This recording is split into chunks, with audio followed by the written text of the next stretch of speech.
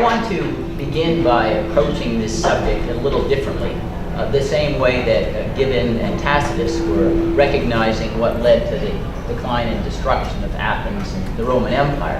And that is, it's a psychological deterioration in our political culture that has infected the entire way in which we approach the rule of law and who we are as a country. And it's really up to us to change it. We can blame presidents for seeking to aggrandize power that can be expected. And we can even blame the invertebrate Congress that could demand every scrap of evidence that Mr. Wilkerson was describing that led to the falsehoods going into the Iraq War, which they refused to do. And Mr. German mentioned Ron White, somebody who I played basketball with in high school, and Mark Udall. They're wrong to suggest they can't disclose, under the speech or debate clause, every scrap of evidence that is given to them by the CIA. Mike Gravel read the Pentagon Papers into the congressional record. Every single word in it was classified. And the case got to the Supreme Court and said, yes, members of Congress are performing a legislative duty when they disclose the information and are particularly shielded from any executive branch investigation. And now we have members, Nancy Pelosi said, well, they told me I couldn't tell anybody else about the torture, the waterboarding, the illegal surveillance, and so I had to shut up. Who does she think she is? A vassal, a serf? But that's the mentality of Congress. And we need to get away from that mentality, and the only way it's going to happen if we, the people, make a protest. My baptism in Washington was right at the time of Burt Wise. It was the Watergate scandal, in which the American people and the Congress acted quite differently than today, which is complacently with high crimes and misdemeanors, fraud, illegal surveillances, unconstitutional wars, acting like we don't have a culture that honors due process. And you may recall during Watergate, members of the Justice Department quit. They got fired. Archibald Cox, my professor at Harvard Law School, he was told by Nixon, you can't investigate the tapes anymore. He said, sir, my loyalty is to the Constitution of the United States. This isn't the Third Reich, so I'm going to go after that. So then Nixon told Elliot Richardson, the Attorney General, you have to fire Mr. Cox. And Mr. Richardson, no, I'm not firing Mr. Cox. The rule of the law is more important. It went down to Ruckelshaus. And we had the American people after the Saturday Night Massacre when this occurred, insisting millions of telegrams into the White House. That's an impeachable offense. It's not legal just because the president says it's legal. That's what pushed the Watergate Committee. My finest hour was working in the Office of Legal Counsel drafting a monograph, what was an impeachable offense for a president? After 100 years of dormancy after Andrew Johnson, we at the Justice Department were seeking to impeach the president, not concoct justifications for burglaries, obstruction of justice, and lies.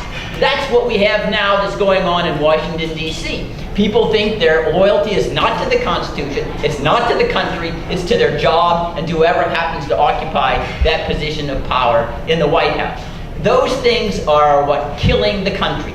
We, ladies and gentlemen, are at the verge of despotism. And let me raise this hypothetical if you think I'm exaggerating. Suppose the President of the United States, it happens to be Obama now, it could be someone else, decides to go on national television one evening and says, I've got secret intelligence, all the kind that Mr. Wilkerson has pointed out, shows another 9/11, even worse than 9/11, is imminent. And the only way that we can save your lives is to suspend the Constitution of the United States. It's for your good. But these checks and balances just don't work. Remember, the Founding Fathers were around, they didn't even know who Al-Qaeda was, so the Constitution really doesn't apply anymore. And after all, we have the internet and all sorts of other fancy things. The Constitution is outmoded. We're American exceptionalism, we have new DNA in our genes, we're not tempted by the lust of absolute power, and therefore you need to trust me to keep you safe by suspending the Constitution, but I'll restore it as soon as I get a chance. Just like Adolf Hitler in Article 48 said, he was going to make sure the Reichstag came back really fast. Would the American people, would Congress stand up and say, we are impeaching you? That's not the United States of America. Or would the American people and the Congress say, well, if it's really, really that dangerous, you're the smart one. Secret intelligence, it must be true. Okay, it's just something that we have to accept. But we're certain the Constitution will be reinstated really fast. Now, even if you hesitated to think there would not be a protest, that shows you how close we are to a culture of despotism. And I don't think you'd actually have to have another 9/11. Just the threat would enable a president to suspend all of what has made this country great and precious, from Valley Forge to Cemetery Ridge to Utah Beach or otherwise. That is how close we are. And the things that we've discussed today, Ralph, Mr. Wilkerson, Mike German, they are open and notorious. What are the American people in Congress doing? The clearest example is the usurpation of the war power. Every single founding father said we must entrust only Congress the authority to go to war, because history showed executives will concoct danger to get us into wars because they get the power, the money, the secrecy, the footprints in the sand of times, the contracts, the appointments. And that's why the Constitution says, Article 1, Section 8, Clause 11. It was one that was sort of read with hushed voices by the Tea Party people when they were reading the Constitution on the floor of the House. Now, they didn't have the audacity to white it out, but that's basically what's happened. The president goes to war unilaterally. We know, the Congress of the United States, we authorize war against Libya. You know, this simply because, not because we don't have sympathy with people who are suffering under oppression, but the government of the United States has authority under the Constitution to defend ourselves. Millions for defense, not 1 cent for empire. And if people want to volunteer, Abraham Lincoln Brigade, they can do that. But we know, as John Quincy Adams said as long ago as 1821, as soon as we go abroad in search of monsters to destroy, we will destroy and kill a republic. All of the values of a republic, rule of law, due process, openness, government by the consent of the governed, they all go out the window with war.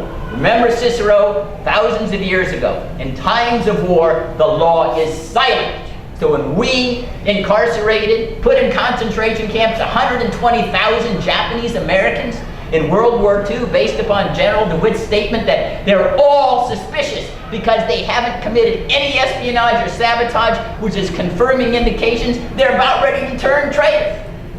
And the U.S. Supreme Court said, yeah, that's all right.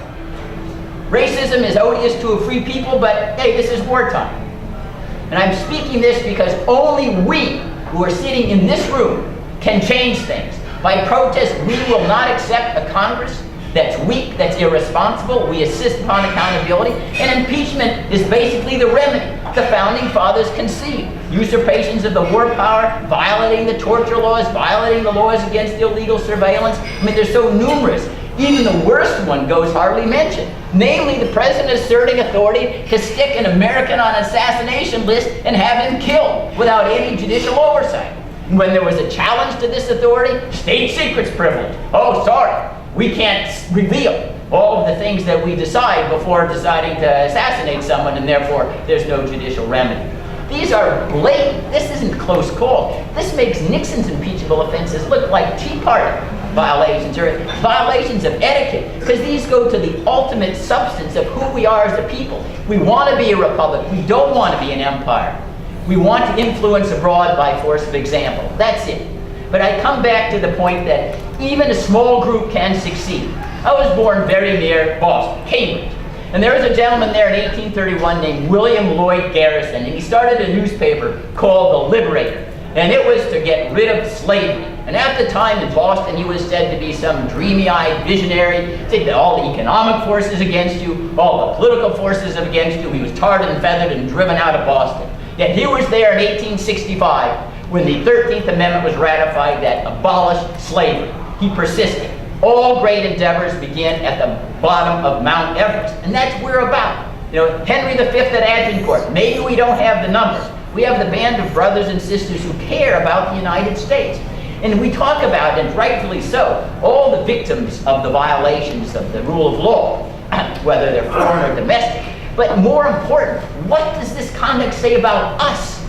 We want to act in a way that honors ourselves, irrespective of whether or not those who receive due process really deserve it. It's what it says about us as a people, that we would flout and decimate and desecrate the rule of law, due process of law, constitutional limitations. It means that we are complacent with it. And that's not who we are as Americans. We want the pride that we struggle to satisfy George Washington's statement that we need to set a standard to which the wise and honest may repair. And it's the struggle itself that sets us apart from other nations. not marching around the world like Julius Caesar, Veni Vidi Vici, I came, I saw, and conquered. That's not what we want to be. And it is a struggle for the soul of the United States, in my judgment, that we renounce the idea that we want to be empire and we can just use our might and we must be correct, because after all, we have predator drones. God wouldn't have given us predator drones unless we had pure hearts, because they turn into pancakes when they find an innocent person. It doesn't kill. These total, complete distortions of reality. But ultimately, it's you, it's me, the American people that hold the destiny of the country in their hands, even if we're a minority now. Because a majority, as Andrew Jackson said, one man or woman with courage. And that's what we've got to do here in this room. We can talk about all the abuses and otherwise, but we know where power comes from. The ballot box, changing conventional wisdom, and that means having the courage to stand up, irrespective of our professional destiny or things of that sort. Because we care more, like the founding fathers, of who we are as a people. They risked their lives, their fortunes, and their sacred honor. If they lost, they were going to be hung as traitors. We have to have that same attitude in fighting for the Constitution. Thanks.